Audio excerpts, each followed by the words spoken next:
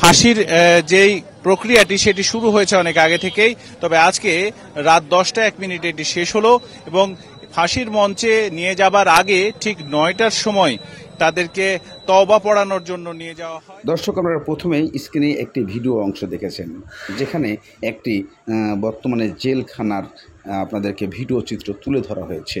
এই ভিডিও চিত্রটি আসলে মূল কি উদ্দেশ্য ছিল? এই ভিডিও চিত্রের মাধ্যমে যেটা জানানো হয়েছে, ঘিটু শেখের ফাঁসি হয়ে গেছে। এই ফাঁসিটা নিয়ে আসলে মূল তথ্য পেতে গেলে আপনাদেরকে ফুল ভিডিও অংশটা দেখতে হবে। এবং ভিডিওর মাঝ অংশে একটা জিনিস দেখানো হয়েছে যে ঘিটু শেখের ওয়াইফ পাগল হয়ে গেছে, এমন প্রশ্ন উঠে আসছে। আবার কেউ বলছেন মেয়ে পুলিশ ধরে নিয়ে যাচ্ছে। চলুন।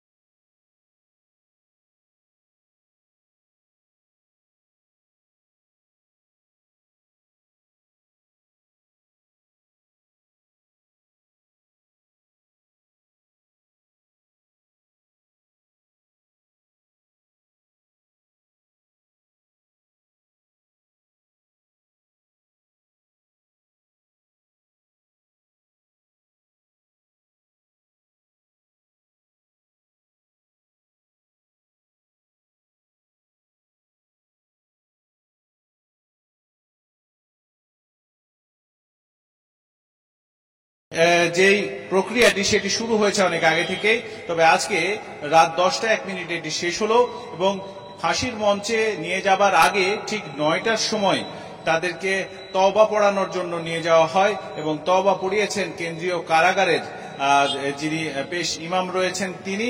এবং যেটা জানা যাচ্ছে এখন পর্যন্ত, আমাদের যে সূত্র নিশ্চিত করছে যে তওবা পড়ানোর পরপরই তারা নামাজ পড়তে চেয়েছেন। তওবা এবং নামাজ দুটোই পড়িয়েছে মাওলানা মোজাহিদুল ইসলাম, পেশ ইমাম রাজশাহী কেন্দ্রীয় কারাগার। এবং সূত্র যেটি বলছে যে ফাঁসির মঞ্চে নিয়ে যাওয়ার পরপরই বারবার চেঁচামেচি করে জানান দিতে চেয়েছেন যে তিনি নির্দোষ, এই কথা তিনি চিৎকার করে বলেছেন। তবে মোটামুটি নিশ্চুপ এবং নির্বাক ছিলেন।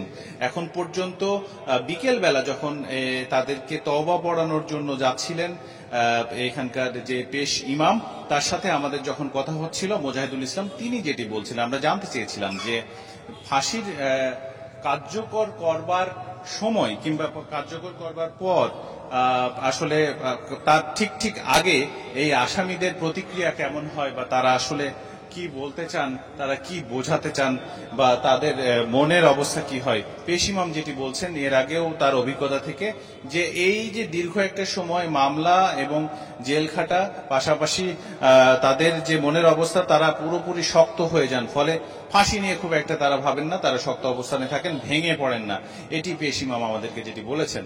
আর সবচেয়ে বড় কথা যে হয়তো অনেকেই ধারণা করেছিলেন যে জাহাঙ্গীরের বয়স কম, জাহাঙ্গীর হয়তো বা চেঁচামেচি করবেন, কিন্তু ফাঁসির মঞ্চে জাহাঙ্গীর নিশ্চুপ ছিল, চেঁচামেচি করেছেন, চিৎকার